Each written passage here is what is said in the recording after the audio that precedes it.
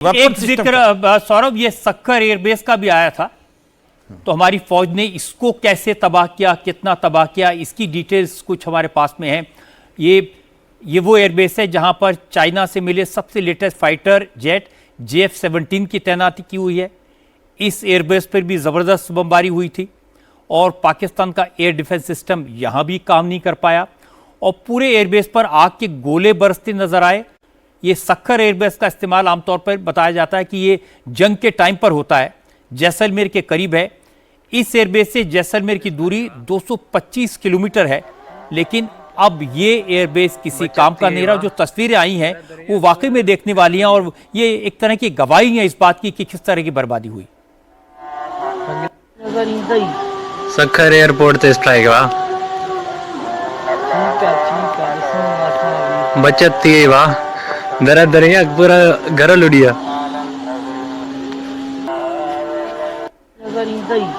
सक्कर airport से strike हुआ, बचत थी वाह, दरा दरिया पूरा घर लुड़िया।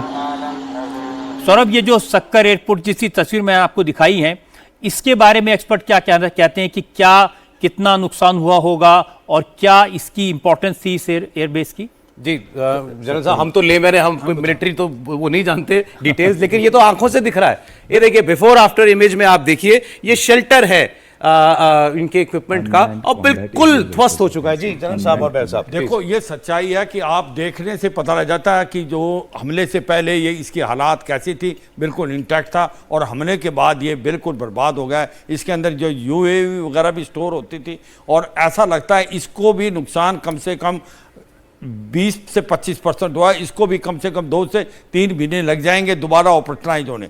देखो एक बात आपको माननी पड़ेगी कि जिस प्रकार से जो हमले हुए हैं उन एयरफील्ड पे हुए हैं जहां से दुश्मन ड्रोन भेज रहा था, UAV भेज रहा था और जो हमारे को मिसाइल भेज रहा था और हमारे को हैरेस करने की कोशिश कर रहा था। हमने एक ही चंद एक उसमें 9 एयरफील्ड को बिल्कुल बर्बाद कर दिया। पाकिस्तान ने सपने में भी नहीं सोचा था कि भारत एक ऐसा एक्शन ले सकता है। और देखो जो हथियार इस्तेमाल किए गए हैं वो जैसे हमने बताया बरमोस मिसाइल भी है, उसके अंदर जो हमारे पास रफेल है, रफेल का जो एयरक्राफ्ट है उसके अंदर हमारे पास एक प्रकार से स्कैल्प मिसाइल है जिसकी 400 से 600 किलोमीटर तक की रेंज है, वो एयर टू ग्राउंड है। उसके बाद हमारे पास जो इसके अंदर हैमर एक प्रकार से स्मार्ट वेपन सिस्टम है उसका भी इस्तेमाल किया है। तो ये सच्चाई है कि जिस प्रकार से हथियारों का जखाड़ा था वो काबिल तारीफ था। ये भोलारी एयरबेस का भी जिक्र आया था सौरभ, और उसके बारे में एयर मार्शल ने बताया कि ये एयरबेस भी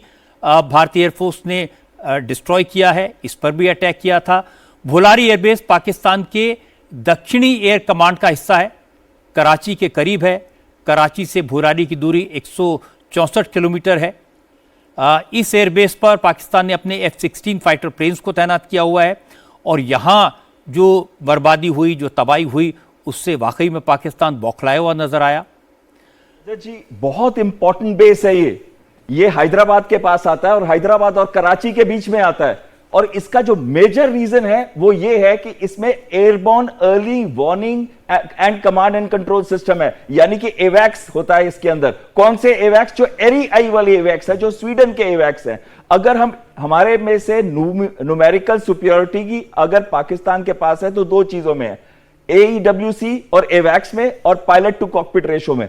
अगर इसमें एक भी एवैक इनके हैंगर में जो इसको दिखा रहे हैं यहां पे, एक भी AEWC एयरक्राफ्ट इसके अंदर है, डिस्ट्रॉय हो गया है तो पाकिस्तान को मेजर लॉस है और हमारी जो एक जगह जहां पाकिस्तान सिर्फ हमसे बेटर था वो जगह भी कम हो जाएगी। और ये बहुत अहम बेस गिना जाता है और खासकर ये पास में आता है कच्छ के भी। हैदराबाद सिटी पाकिस्तान की बात कर रहा हूं, उसके बाद कराची जाती है, हैदराबाद के पास है ये, और ये 150 से 250 किलोमीटर कच्छ से ऊपर है। और इधर से जो एयरक्राफ्ट एयरबॉर्न होते हैं वो ज्यादातर AEWC एयरक्राफ्ट। अब हैंगर को देखिए, ये हैंगर है बिफोर अटैक और ये देखिए टॉप डाउन मिसाइल। तो मेरे को जो लग रहा है, मेरी अपनी अप्रिसिएशन है, इसको ब्रह्मस से मारा गया है, ब्रह्मस NG से। और देखिए ऊपर से मिसाइल आई है, टॉप अटैक है, आके अंदर एक्सप्लोड की है। अगर कोई भी उनका एरीआई एयरक्राफ्ट इसके अंदर होगा तबाह और बर्बाद हो चुका होगा। आप मुझे बता रहे थे एक एवैक्स की कीमत कितनी होती है पाकिस्तान को, वो बहुत मायने करता है। जी बिल्कुल, एक एवैक्स की कीमत डिपेंड करता है एवैक्स के ऊपर, लेकिन खासकर अगर एरियाई टाइप है तो 250 से 300 मिलियन डॉलर एक एवैक की कीमत है। मतलब आप पूरा अटैक्स देख लीजिए, जितने अटैक्स हुए रेडार, और ये स्टैटिक रेडार है, ये वो रेडार है जो अर्ली वार्निंग है, इनकी कीमत भी ज्यादा है, इनको इंस्टॉल करने में भी बहुत टाइम लगता है, इनको ट्रांसपोर्ट करने में भी बहुत टाइम लगता है, इनको खरीदने में भी बहुत टाइम लगता है। चाइना से खरीद लें ये JY-27A रेडार, लेकिन वो खरीदने का प्रोसेस, लाने का, इंस्टॉल करने का कई महीने, कम से कम अगर कहूं तो 8 से 12 महीने, 1 साल का इसका प्रोसेस मिनिमम है, और नहीं तो उससे ज्यादा टाइम लग सकता है। तो पाकिस्तान को जहां हिट हुआ है बहुत बुरी तरह से, वो हमने कॉस्ट डाला है उनके ऊपर। इस बार कॉस्ट डालने से ये हो रहा है कि जो भी चीजें हमने डिस्ट्रॉय की हैं इमीडिएटली रिप्लेस नहीं कर सकते, वो उनको वो खरीदनी है, प्रोसेस ऑन करना है। और दूसरी चीज है, हमने गैप्स बना दिए हैं, हमने उनके एयरफील्ड्स को क्रेटर किया है। हो सकता है वो कुछ दिनों में रिपेयर हो जाए, लेकिन एक बार जब आप हिट करते हो, उसको क्रेटर करते हो और उस पर क्विक ड्राइंग सीमेंट का इस्तेमाल किया जाता है, एयरफील्ड की जो स्ट्रेंथ है, पेवमेंट क्लासिफिकेशन नंबर कहते हैं हम उसको, वो कम हो जाता है। वो हैवी एयरक्राफ्ट लेने में उसको प्रॉब्लम होनी शुरू हो जाती है। तो कहीं ना कहीं पाकिस्तान एयरफोर्स, जो अपने आप को फिजाया कहती थी, जो अपने आप को कहती थी वर्ल्ड की बेस्ट प्रोफेशनल एयरफोर्स है, इतना बड़ा धक्का पाकिस्तान एयरफोर्स को